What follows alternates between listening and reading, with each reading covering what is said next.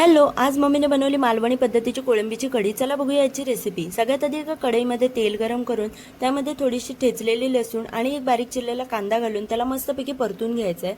त्यानंतर त्याच्यामध्ये घालायचं एक बारीक चिरलेला टोमॅटो, त्याला सुद्धा आपल्याला छानपैकी परतून घ्यायचं आहे। त्यानंतर आपल्याला याच्यामध्ये घालायचं आहे कच्चा कांदा, ओलं खोबरं, लाल सुकी मिरची आणि धण्याचं एक वाटण। या वाटणात तुम्हाला हवं असेल तर तुम्ही थोडीशी तिरफळ पण घालू शकता, खूपच छान चव येते। त्यानंतर या वाटणाला मस्तपैकी परतून घ्यायचं आहे आणि त्यानंतर याच्यामध्ये आपल्याला थोडं थोडं करत पाणी घालून हवी तशी जाड पातळ कन्सिस्टन्सी ॲडजस्ट करून घ्यायची। त्यानंतर यामध्ये घालायचं चवीनुसार मीठ आणि थोडीशी कोकम आणि छानपैकी उकळी काढून घ्यायची आहे। आणि इथे मम्मीने ना कोलमी थोडीशी साईडला काढून ठेवली फ्राय करण्यासाठी।